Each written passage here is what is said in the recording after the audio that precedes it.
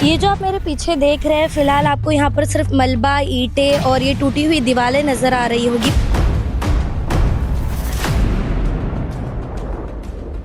ये आप देख सकते हैं साफ तौर पर कि एक रिक्शा का सहारा लेके किस तरीके से दो बम्बू लगाकर जो बिस्तरे होते हैं उसका छत बनाया गया है। आखिर हम इनसे जानेंगे कि ये जो घर टूट गया इसके बाद कितने लोगों ने आकर इनकी मदद की है। हमारा घर अभी 4 दिन हो गए, व्यवस्था कुछ भी नहीं है, सब हमारा सामान सब दब गया इधर। मतलब राशन निकालने का तक समय नहीं दिया नहीं, गया? कुछ भी नहीं समय दिया। कितने समय से ये प्रॉब्लम है आपको? हमें छोटेपन से है। छोटेपन से। हाँ, काम क्या करती थी आप? ऐसे बैठी हूँ घर में, बाहर काम करने क्या जाएगी। घर में कौन कौन कमाने वाले हैं आपके? बस आप खाली दीदी है उसकी, मैं जो भी देती है उसको 100 रुपया 200 रुपया, तभी वो कुछ राशन लेके आती है और वो खाती है। मतलब कि मुश्किल से एक घर बनाया था, एक आशियाना बनाया था, वो भी इन लोगों की नजरों में खटक गया और आज आकर उन्होंने जेसीबी चला दी आपके इस घर पर।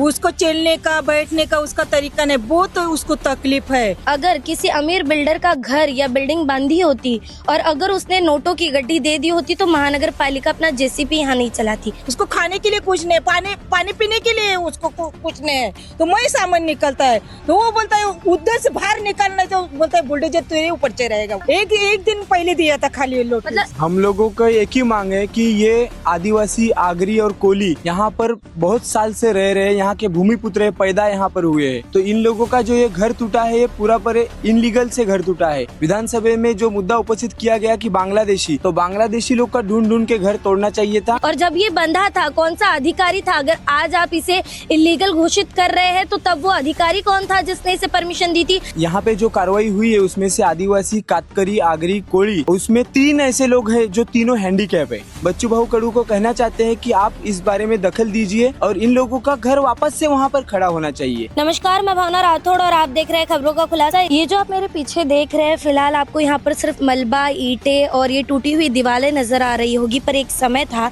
जब ये किसी के सपनों का घर था, आशियाना था और पूरे जिंदगी भर की कमाई यहाँ पर जोड़ी गई थी।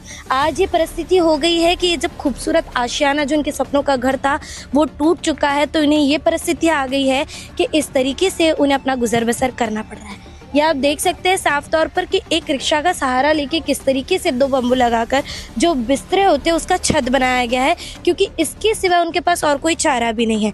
आखिर हम इनसे जानेंगे कि ये जो घर टूट गया इसके बाद कितने लोगों ने आकर इनकी मदद की है, कितने लोगों ने इन्हें पूछा है और कितना सहारा मिला है।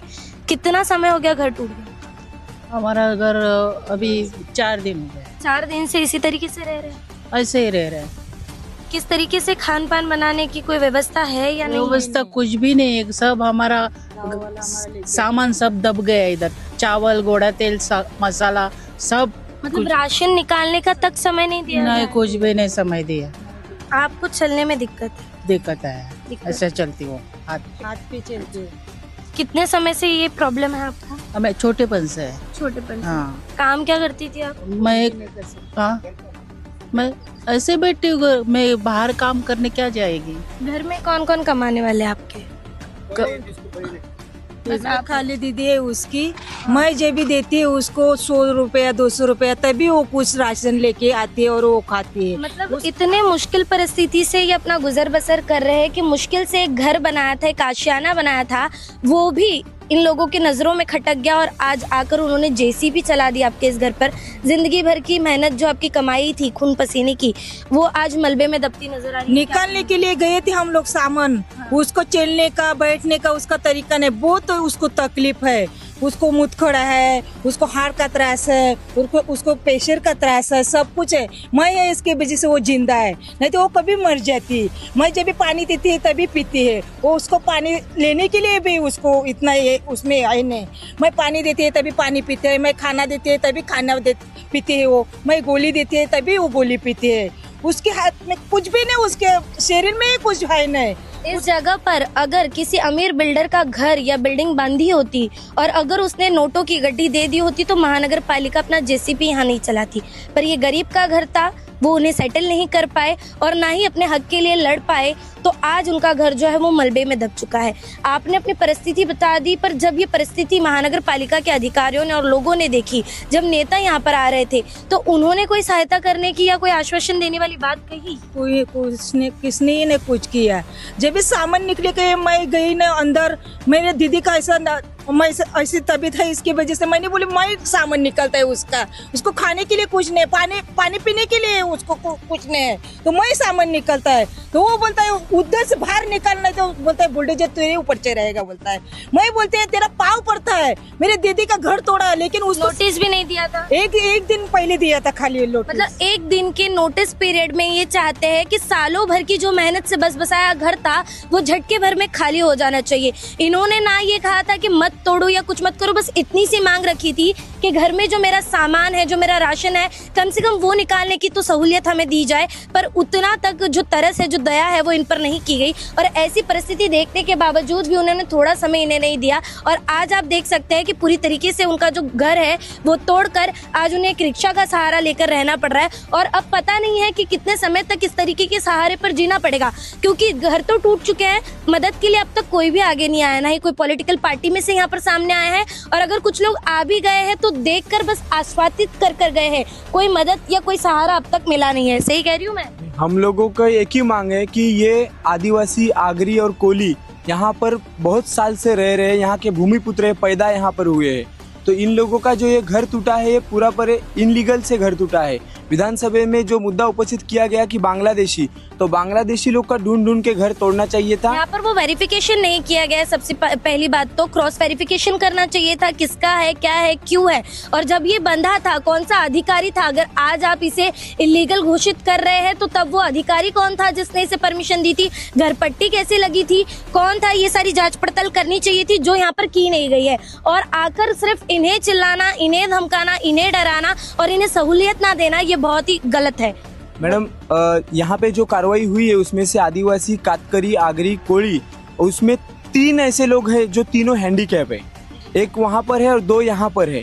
तो आज बच्चू कडू जो आदिवासी हैंडीकैप लोग का नेतृत्व करते, लीडरशिप करते, वो आज शिंदेगढ़ में सरकार में है। उन्होंने हैंडीकैप लोग के लिए मंत्रालय स्थापित किया है। तो ये वीडियो के मार्फत से हम बच्चू भाऊ कडू को कहना चाहते हैं कि आप इस बारे में दखल दीजिए और इन लोगों का घर वापस से वहाँ पर खड़ा होना चाहिए। ये जो घर बनाए थे बहुत मेहनत से उन लोगों के रिश्तेदारों ने उनको बना के यहाँ पर बसाया था, लेकिन आज तीनों हैंडीकैप फैमिली जो है पूरे बेघर हो गए। आज ये देख सकते हो, अभी तो टाइम हो गया 4 बज गया, तो जरा छाँव है, लेकिन दोपहर के 12 बजे के टाइम ये नीचे का कोबा गर्म होता है, ऊपर का धूप का एकदम जब से हम आए हैं, खुद हम जब ये वीडियो रिकॉर्ड कर रहे हैं हमें आधा 1 घंटा हुआ है, पर ये धूप हमसे भी बर्दाश्त नहीं हो रही है। तो इन्हें पूरा दिन इस तरीके से निकालना पड़ रहा है। मतलब इन पे क्या परिस्थिति बीत रही होगी ये तो ये खुद ही बता पाएंगे, हम इसका अंदाजा भी नहीं लगा सकते। जब ये कार्रवाई हुई तो यही सर्वे नंबर में भारतीय जनता पार्टी के जो ग्राम पंचायत सदस्य चुन के आए हैं उन लोगों का भी अतिक्रमण है। और यहाँ पर दारक्या करके एक बीजेपी पार्टी का मेंबर है,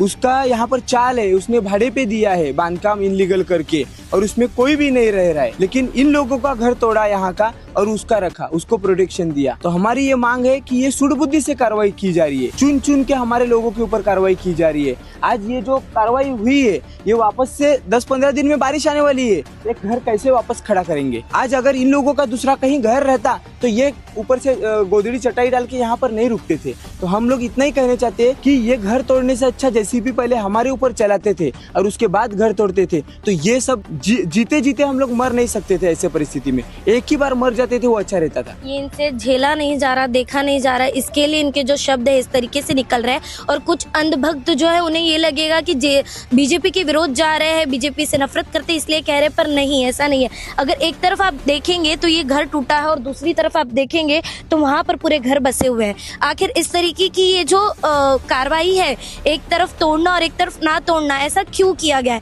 तोड़क कार्रवाई होती तो सब तरीके से होनी चाहिए थी, और नहीं हो रही है उस जगह पे तो इस जगह पे भी नहीं होनी चाहिए थी। आपने एक चीज कही कि इससे अच्छा तो जेसीबी हम पर भी चला देते, ऐसा क्यों लगा आपको?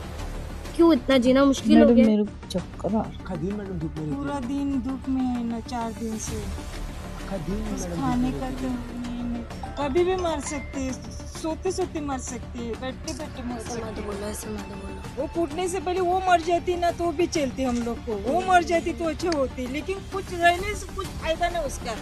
ये तो धूप में बैठ के दिन निकलने का इसमें। अभी बारिश है तो कैसे रहेगी, किधर रहेगी, दो बार तोड़ा है। 2 बार तोड़ा, कैसे रहेगी?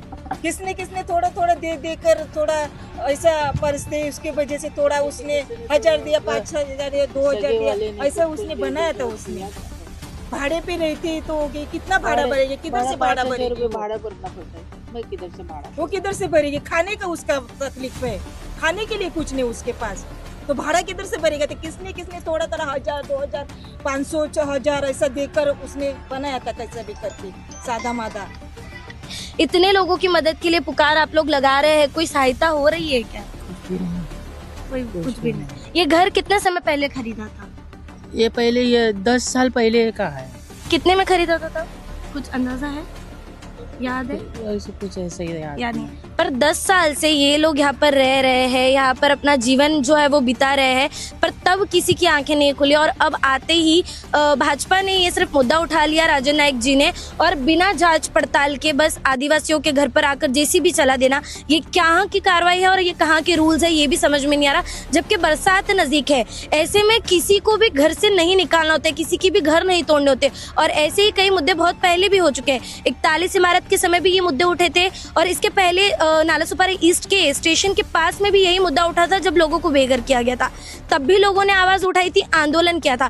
घूम फिर कर ये होता है कि गरीब चिल्लाता रह जाता है पर मदद नहीं हो पाती है। इस बार क्या लग रहा है, कोई न्याय, कोई रास्ता निकल कर सामने आएगा? मेरा दीदी का ऐसा परिस्थिति है तो मेरे को लग रहा है कि उसको कोई न कोई कुछ भी देकर जा सकता है, मानता है हम लोग को। हाँ, देना चाहिए मेरे को। लेकिन मैंने इतना रो रो कि उसके पाँव के ऊपर मैं रोई कि मेरे दीदी का अभी घर तोड़ा है तो अभी जाने दो, लेकिन उसको बाथरूम तो रोकने दो, बाथरूम तो रोको, तेरा पाँव पड़ता है, बाथरूम तो रोको। उसको बाथरूम को जाने के लिए 4 दिन ऐसे जगह पे संडास कर रहे हो। वो किधर जा न सकती है, कुछ कर नहीं सकती है, हिल न सकती है जगह पे थोड़ा जाएगा तो उसका पाँव दुखता है, हाथ दुखता है। वो रो के रहती है पूरा दिन, तो किधर संडास के लिए जाएगा? वो किधर जाएगी? इधर जगह पे मरेगी अभी वो। आप वोट देते हैं? हाँ, मैं देती है, मैं थोड़ा मच्छी वोटिंग के टाइम पे आते हैं यहाँ पर लोग? वोट हाँ आते हैं। हाँ। इस वक्त अभी देखने के लिए भी कोई आया है क्या? कोई ना है। मतलब देखिए ना, साफ तौर पर देखिए, जब खुद की जरूरत होती है तो हर कोई यहाँ पर आकर खड़ा हो जाता है। तब वो देखेंगे नहीं कि रास्ते कैसी है, गलियां कैसी है, परिस्थिति कैसी है, किसके घर जा रहे हैं। पर आज जब इन्हें जरूरत पड़ रही है, ये जब उनके दरवाजे खटखटा रहे हैं, तो वो कुंभकर्ण की नींद में सो गए हैं। ना ही इनकी आवाज सुनाई दे रही है और ना ही इनकी परिस्थिति दिखाई दे रही है। फिर भी आपने कहा है कि सोमवार को आप कोशिश करेंगे और राजन नायक जी के घर पर जाकर अपील करेंगे कि आपकी जो परिस्थिति है उसमें उनकी सहायता मिले, और उन्होंने जो मुद्दा उठाया है उन पर वो साफ तौर पर देखे कि जिन लोगों पर उन्होंने कार्रवाई करने के लिए बोली थी उन पर ना होकर आप गरीबों पर हुई है, आप आदिवासियों पर हुई है, आप कोलियों पर हुई है, तो इस पर उन्हें न्याय मिलना चाहिए। आपकी मांग है तो कितना आपको लगता है कि आपकी मदद हो पाएगी?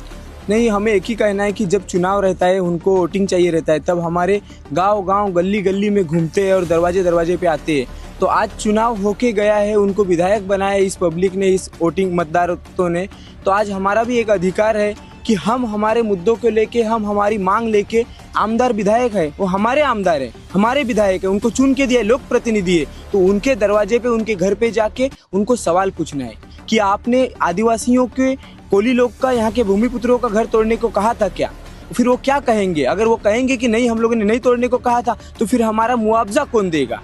अगर आप लोगों ने नहीं कहा था तो फिर तहसीलदार या महसूल डिपार्टमेंट, महानगर पालिका के जो कर्मचारियों ने हमारी घर तोड़ी है, उन लोगों के ऊपर कार्रवाई होनी चाहिए। 4 साल तक तो कोई चुनाव देखने नहीं मिलेंगे, बराबर। और डेवलपमेंट के नाम पर अगर यहाँ पर इमारतें खड़ी हो जाती है, बिल्डरों को बेच दिया जाता है, और जो घोटाला है वो सरेआम चलता रहेगा, तो आप क्या करेंगे? अभी ताबड़तोड़ थोड़े दिन के बाद अरनाला ग्राम पंचायत है, हमारी महानगर पालिका नहीं है, यहाँ पर जिला परिषद और पंचायत समिति के चुनाव लगेंगे।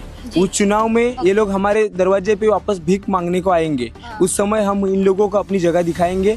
और अभी हमारे लोग जो पहले फूटे थे, बहुत सारे लोग बीजेपी को मानने वाले थे, अभी उन लोगों को उनका असली चेहरा सामने आ गया है। अभी हम लोग संगठित होंगे और गांव के पब्लिक पूरा संगठित होकर इन लोगों की जगह दिखाएंगे। मतलब साफ तौर पर अगर कह दे तो एक संदेश साफ है कि एक बार जीतकर ये ना भूल जाए कि जिन्होंने आपका साथ और सपोर्ट दिया था उन्हीं पर आप जो है ये तलवार लटका दे, क्योंकि अगर आपको अपनी जड़ मजबूत करनी है तो इनका साथ और समर्थन आपको जिंदगी भर लगेगा। हर 5 साल बाद चुनाव होते हैं, अगर 5 साल अगर इनसे भूल हो गई, अगर आप इन्हें ये जता देंगे तो अगले चुनाव में आप यहाँ खड़े भी नजर नहीं आएंगे। बहरहाल अब देखना ये होगा कि इनकी सहायता मदद के लिए यहाँ पर कोई सामने आता है, इनकी जो मांग है वो सुनी जाती है या नहीं, इन्हें न्याय मिलता है या नहीं। बहरहाल आज की इस पूरी खबर में इतना ही है। ऐसी और खबरों के लिए बने रहे हमारे साथ और देखते रहे खबरों का खुलासा, क्योंकि हम लाते हैं हर मुद्दे की सच्चाई और गहराई आप तक। खबरों का खुलासा से भावना राठौड़ की एक रिपोर्ट। ऐसी और खबरें देखने के लिए बने रहे हमारे साथ और सब्सक्राइब करें खबरों का खुलासा, सच की परख हमसे। सच परखेंगे तो बदलाव पाएंगे, साथ आएंगे तो हर खबर का खुलासा होगा। वीडियो पसंद आने पर लाइक, शेयर, कमेंट, सब्सक्राइब जरूर करें।